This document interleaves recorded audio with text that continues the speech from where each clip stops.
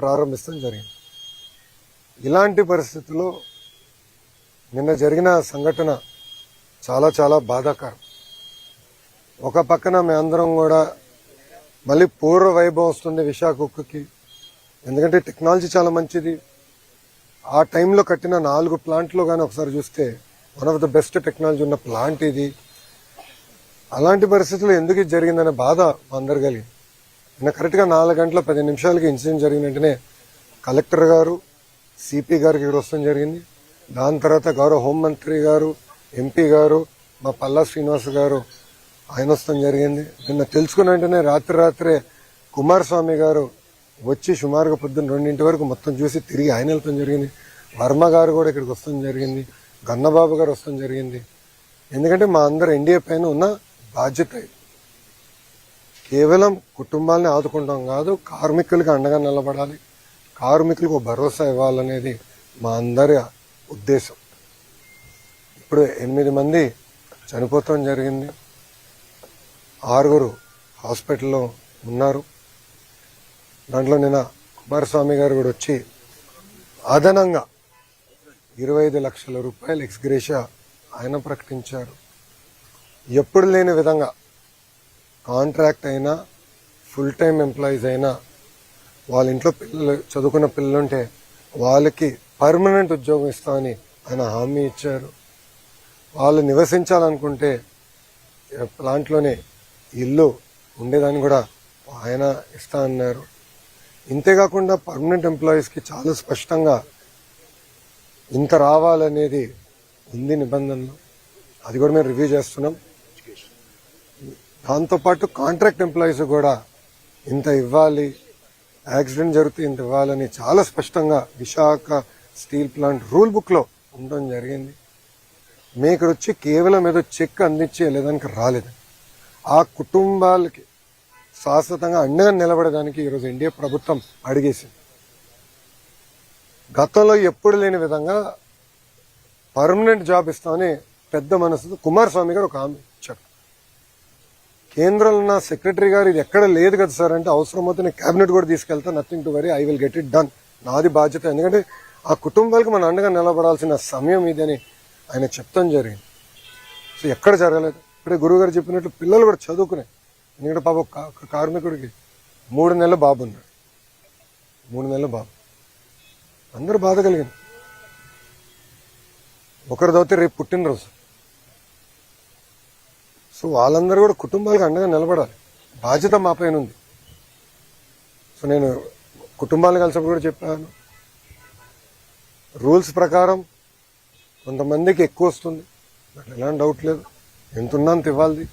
Already CMD గారు స్పష్టంగా చెప్పారు. నిన్న కుమారస్వామి గారు ఇచ్చిన ఆదేశాల మేరకు ఈరోజు డేట్ మారే లోపల 25 లక్షల రూపాయలు ఫస్ట్ విడత కింద 8 మంది వాళ్ళ అకౌంట్లో డబ్బులు వేస్తూ జరుగుతుంది. ఇంతేకాదు దాని తర్వాత రావాల్సిన ఎక్స్గ్రేషియా, పిఎఫ్ అకౌంట్ నుంచి రావాల్సిన డబ్బులు, స్టీల్ ప్లాంట్ ఇవ్వాల్సిందంతా కూడా మేము మొత్తం క్యాలిక్యులేట్ చేసి ఆ కుటుంబాల అకౌంట్లో వేసే బాధ్యత ప్రభుత్వం తీసుకుంటుంది. అక్కడితో మేము ఆగం. మేము అందరూ వచ్చేటప్పుడు కారులో కూడా మాట్లాడుకున్నాం. వర్మ గారు నేను కూడా డిస్కస్ చేసాం. అంత్యక్రియలు అయిన తర్వాత పెద్దకరమైన తర్వాత మళ్ళీ అమరావతిలో ఒకసారి కూర్చుందాం కుటుంబాలతో. ఇంకెలా చేద్దాం, ఏం చేస్తే బాగుంటుంది. వాళ్ళు కేవలం సొంత కాళ్ళపై నిలబడతాం కాదు, ఆ పిల్లల్ని చూసుకోవాల్సిన బాధ్యత ఎన్డీఏ ప్రభుత్వం పైన ఉంది. గతంలో ఎట్లయితే విశాఖ ఉక్కుని కలిసికట్టుగా ఎన్డీఏ కాపాడిందో అదేవిధంగా కార్మికులకి మేము అండగా నిలబడతాం, ఆ కుటుంబాలకి మేము అండగా నిలబడతాం. ఇంతేకాదు నిన్న కుమారస్వామి గారు ఒక ఆదేశాలు కూడా జారీ చేశారు. 3 సీనియర్ మెంబర్స్తో కమిటీ వేసి వాళ్ళు ఇప్పుడు సుమారుగా 4-5 వాళ్ళు వస్తున్నారు. కమిటీ మొత్తం రివ్యూ చేస్తారు, డేటా అంతా చూసుకుంటారు. ఆ టైంలో 2nd, 3rd, 4th ఎక్కడైతే యాక్సిడెంట్ జరిగిందో అక్కడ ఉన్న కార్మికులతో కలుస్తారు. వాళ్ళది కూడా ఏం జరిగింది ఏంటని తెలుసుకుంటారు. ఇది కింద నుంచి కారింది కాదు, ఏంటేదో లాగితే ఫినిష్డ్ ప్రోడక్ట్ బయటకు వచ్చింది కాదు, పైనుంచి పొంగుతాం కూడా కాదు, కక్కింది. పొంగినా అది వేరే రకంగా అనుకోవచ్చు, కానీ కక్కింది. ఎందుకు జరిగింది, ఎక్కడ జరిగింది, ఎందుకు ఇక్కడ జరిగింది, దీని వెనకాల ఏంటి మొత్తం మనం క్షుణ్ణంగా పరిశీలించాల్సిన బాధ్యత అటు స్టీల్ ఇండస్ట్రీ పైన ఉంది, రాష్ట్ర ప్రభుత్వం పైన ఉంది. తప్పనిసరిగా నివేదిక వచ్చిన తర్వాత ఏం చర్యలు తీసుకోవాలో ప్రభుత్వం తీసుకుంటుంది. కానీ ఈరోజు యాక్సిడెంట్లో దెబ్బలు తగిలిన కార్మికుడిని హాస్పిటల్లో కలిశారు. ఆయన పేరు శ్రీనివాస్. ఆయన కలుస్తుంటే ఆయన ఒక మాట అన్నాడు, అయ్యా మాకు దెబ్బలు తగిలినాయి, మీరు వచ్చారు పెద్ద మనసుతో మాకు అండగా నిలబడతాన్నారు, కానీ విశాఖ ఉక్కుని మీరు కాపాడండి. మీరు ఉక్కుతో అండగా ఉండండి, ఈ ఫ్యాక్టరీతో అండగా ఉండండి, ఉక్కు ఫ్యాక్టరీతో అండగా ఉండండి. ఇది కేవలం మా కుటుంబాలే కాదు, లక్షలాది కుటుంబాలు గాజువాక విశాఖపట్నంలో దీనిపైన ఆధారపడి ఉన్నాయి. చూసుకోవాల్సిన బాధ్యత మీదని ఆయన చెప్పారు. ఇన్ఫాక్ట్ ఆయన చెప్పినప్పుడు నేను అనుకుంటే ఆయన గురించి, ఆయన కుటుంబం గురించి ఆయన మాట్లాడుతున్నాడేమో అనుకున్నా. వర్మ గారు కరెక్ట్ చేశారు, లేదు బాబు విశాఖ ఉక్కు గురించి ఆయన మాట్లాడుతున్నాడు అని. అంటే ఎంత పెద్ద మనసుతో కార్మికులకి ఎంత ఎమోషనల్ అటాచ్మెంట్ ఉందో నిజంగానే నేను ఈరోజు తెలుసుకుంటాం జరిగింది. ఇంతేకాదు ఉత్తరాంధ్రలో పెద్ద ఎత్తున పెట్టుబడులు వస్తున్నాయి, మీ అందరూ తెలిసిన విషయమే. డేటా సెంటర్లు అవ్వచ్చు, ఐటీ అవ్వచ్చు, హెవీ ఇండస్ట్రీలు కూడా పెద్ద ఎత్తున మిగతా ఉక్కు ఫ్యాక్టరీలు వస్తున్నాయి. ఇంకా కొన్ని అనౌన్స్మెంట్ త్వరలో రాబోతున్నాయి. ఇవన్నీ వచ్చినప్పుడు స్కిల్ డెవలప్మెంట్ అనేది చాలా చాలా అవసరం. ప్రధానమంత్రి గారు కూడా చాలా స్పష్టంగా ఐటీఐస్కి సుమారుగా 60,000 కోట్ల రూపాయలతో స్కిల్ డెవలప్మెంట్కి ప్రత్యేక శ్రద్ధ పెట్టారు, ప్యాకేజ్ ఇచ్చారు. దాంట్లో భాగంగా ఫస్ట్ ప్రాజెక్ట్ మన పాయక్రావుపేట అనిత గారి నియోజకవర్గంలో అటు ఆసిలర్ మిత్తలు, ఎందుకంటే వాళ్ళు కూడా ప్రైవేట్ సెక్టర్ కూడా కొంచెం డబ్బులు పెట్టండి, వాళ్ళు ముందరికి వచ్చి మేము పెడతామని చెప్పి పెద్ద ఎత్తున ట్రైనింగ్ కూడా చేయాల్సిన అవసరం ఉంది. అటు ఫార్మా అవ్వచ్చు, స్టీల్ అవ్వచ్చు, మిగతా మ్యానుఫ్యాక్చరింగ్ సెక్టర్స్ అవ్వచ్చు, ట్రైనింగ్ అనేది చాలా చాలా అవసరం. దాంట్లో ఎలాంటి సందేహం లేదు. ఒక విద్యాశాఖ మార్చులుగా నా పైన బాధ్యత ఉంది, ఎందుకంటే స్కిల్ డెవలప్మెంట్ నాకేంది. ట్రైనింగ్, రీట్రైనింగ్, నిరంతరం ట్రైనింగ్ చేయాల్సిన బాధ్యత మా పైన ఉంది. అది కూడా ప్రభుత్వం చాలా సీరియస్గా తీసుకుంటుందని ప్రజలందరూ కూడా తెలియజేస్తూ, ఇప్పుడు మీడియా మిత్రులకి ప్రశ్న ఉంటే సమాధానం చెప్పడానికి నేను సిద్ధంగా. కార్మికుల కన్నా తక్కువ ఉన్నారు, కాంట్రాక్ట్ కార్మికులు కూడా తొలగించారు, పర్మనెంట్ కార్మికులు కూడా తొలగించారు, నిర్వహణ లోపం కూడా ఉంది, అందుకే ఈ ప్రమాదం జరిగిందని కార్మిక సంఘాలు ఆరోపిస్తున్నారు. ఇప్పుడు మీరు చూస్తే తక్కువ మంది ఉన్నారు కనుక ఈ ప్రమాదం జరగలేదు. ప్రాసెస్లో ఎలాంటి ల్యాబ్స్ లేదు, డీవియేషన్ లేదు. ఇది పాట్ నుంచి అది కక్కింది. ఎందుకు కక్కిందంటే తెలియదు. ఇన్ఫాక్ట్ ఎక్కువ మంది దాని కింద ఉంటే చనిపోయే పరిస్థితి, ప్రమాదం ఉండేది. సో ఇది ప్రాసెస్ లోపాలు ఎక్కడ జరగలేదు. నంబర్ 2, లోపల కార్మికులు కూడా కలిసారు, వాళ్ళు కూడా నేను సమాధానం చెప్పాను. ఏమన్నానంటే ఇతర ఫ్యాక్టరీలు, ఎందుకంటే ఇదే టెక్నాలజీ, దీనికన్నా వెనకబడిన టెక్నాలజీలు ఉన్న ఫ్యాక్టరీలు ఉన్నాయి, అదే టైంలో వచ్చినాయి 4-5 స్టీల్ ఫ్యాక్టరీలు భారతదేశానికి. రష్యన్ టెక్నాలజీతో ఏర్పడిన factory, one of the best technology. In fact మనం హైదరాబాద్లో కట్టిన ఇల్లు, ఉండవల్లో ఇప్పుడు అమరావతిలో మేము కట్టే 2 ఇల్లు కూడా విశాఖ స్టీల్ వాడే కడుతున్నాం. ఎందుకంటే క్వాలిటీ బాగుంటుంది, స్ట్రెంత్ బాగుంటుంది, టెక్నాలజీ మంచిదని అందరం బలంగా నమ్ముతూ టెస్ట్ కూడా చూపిస్తుంది. సో అక్కడ ఎంతమంది ఉన్నారు, ఇక్కడ ఎంతమంది ఉన్నారు, కమిటీ మొత్తం క్షుణ్ణంగా పరిశీలిస్తుంది, చేసి తగిన చర్యలు మేము తీసుకుంటాం. ఇది ఇంకోసారి జరగకూడదు అంటే అది ఎందుకు కక్కిందనే తెలుసుకోవాలి. మేము కింద ప్రాసెస్ లోపాలు జరిగితే మీరు అనేది కరెక్ట్, కానీ ఇక్కడ ప్రాసెస్ లోపం జరగదు. కెమికల్ రియాక్షన్ అంతా ముందల స్టేజ్లో జరిగిపోతుంది. ఫైనల్ మెటల్ వచ్చి ఇక్కడ నుంచి ఒక క్యూబ్గా తయారయ్యి రన్నింగ్ ప్రాసెస్ వెళ్తుంది, దాని తర్వాత ఇంకా మిగతా ప్రోడక్ట్స్ తయారవుతాయి. సో ఇక్కడ ఎలాంటి కంటామినేషన్ జరిగేదానికి, కెమికల్ ప్రాసెస్లో తప్పు జరిగేదానికి లేదు. కానీ ఎందుకు జరిగింది, ఎలా జరిగింది, ఏమైంది అనేది తెలుసుకోవాల్సిన అవసరం అందరికి. అక్కడ పనిచేసిన కార్మికులకు తెలియదు. ఎందుకంటే 30 సంవత్సరాల నుంచి అక్కడనే పనిచేసిన వాళ్ళు అన్నారు, సార్ మొదటిసారి జరుగుతుంది. సెక్షన్ ఇన్ఛార్జ్ 92 నుంచి పనిచేస్తున్నారు, ఆయన ఎప్పుడు చూడలేదు. సో ఎక్స్పర్ట్స్కే తెలియదు ఇది ఇక్కడ పనిచేసిన కార్మికులకి పర్యవేక్షణలో ఉన్న లీడర్షిప్ కూడా తెలియదు. అందుకే ఎక్స్పర్ట్స్ వస్తున్నారు. ఎక్స్పర్ట్స్ వస్తే వాస్తవాలు తెలుసుకుంటారు, తగిన చర్యలు తీసుకుంటాం. అది అన్న మీరు ఒకటి 4 గంటల 10 నిమిషాలకి జరిగింది. ఇక్కడ ఉన్న 8 అంబులెన్సెస్ కూడా ఇమ్మీడియట్గా వెళ్ళినాయి. వాళ్ళందరినీ ఇమ్మీడియట్గా తరలిస్తాం జరిగింది. ఇది ఆసుపత్రులకి ఇమ్మీడియట్గా తరలిస్తాం కూడా జరిగింది. ఇంతేకాకుండా కలెక్టర్ గారు వచ్చారు, సిపి గారు వచ్చారు, హోంమంత్రి గారు వచ్చారు, ఎంపీ గారు వచ్చారు, ఎమ్మెల్యే గారు వచ్చారు, అందరూ వచ్చారు. ఇక్కడ కుమారస్వామి గారు నేను రాత్రి వచ్చారు సార్. జరిగిన 12 hours కూడా జరగల. 4 గంటల 10 నిమిషాలు జరిగితే ఆయన సుమారుగా 10 కల్ దిగారు. 6 గంటల్లో కుమారస్వామి గారు స్వయంగా వచ్చారు. నేను నిన్న సాయంత్రం వచ్చాను రష్యా నుంచి. ఈరోజు ఉప ముఖ్యమంత్రి గారు వచ్చారు.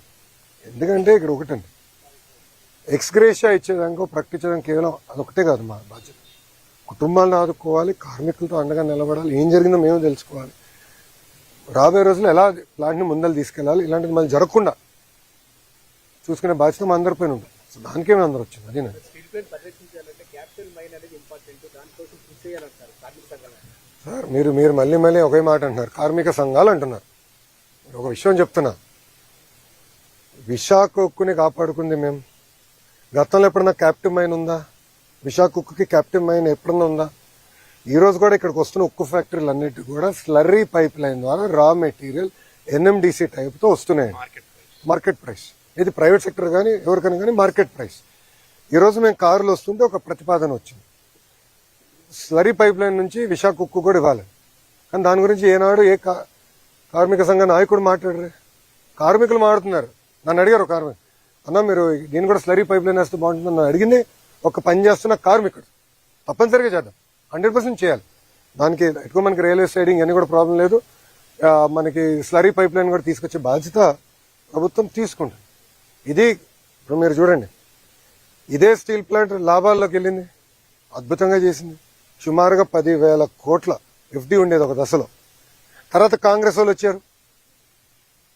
ఇదే ఇప్పుడున్న కార్మిక సంఘ నాయకులు కొంతమంది కాంగ్రెస్ వాళ్ళు ఉన్నారు, వాళ్ళని అడుగుతున్నా, మీరు డబ్బులు తీసుకెళ్లి వేరే రాష్ట్రాలకు ఖర్చు పెట్టారు, బరేలి అక్కడ ప్లాంట్ పెట్టుకోరు, ఇక్కడ పెట్టదు అన్నట్లు మీరు డబ్బులు పెట్టచ్చు కదా స్వామి. విశాఖకు డబ్బులు తీసుకెళ్లి పెట్టారు. తర్వాత జరిగిన పరిణామాలు మీకు తెలుసు, నష్టాల్లో కూరుకుపోయింది. 15,000 కోట్లు, ₹1 ₹2 కాదు. ఇది కేవలం కార్మికుల డబ్బులే కాదు, అందరి డబ్బులు. భారతీయులు అందరూ వాళ్ళు పన్ను కడితే కదా ఇది తీసుకొచ్చి పెట్టాము. భారతదేశంలో ఏ రాష్ట్రంలో ఇట్లా ప్రైవేటీకరణ జరగకుండా ఆపిన స్టీల్ ప్లాంట్ ఒకటి కూడా లేదు. అలాంటిది విశాఖ ఉక్కు కేవలం 1 and only ఎన్డీఏ ప్రభుత్వం ఆపింది. ఎందుకంటే మనకి ఎమోషన్ అటాచ్. మనం కాపాడుకున్నాం, కార్మికులు చూసుకునే బాధ్యత నాది. ఈరోజు కార్మిక సంఘాల నాయకులే ఎంత బాధ చేసినట్టు వాళ్ళు మాట్లాడే విధానం చూస్తే, డబ్బులు ఇచ్చేయండి, డబ్బులు ఇచ్చేయండి అంటే డబ్బులు ఇచ్చి చేతులు దులుపుకుని వెళ్ళిపోమంటారు మమ్మల్ని. అదా మా బాధ్యత.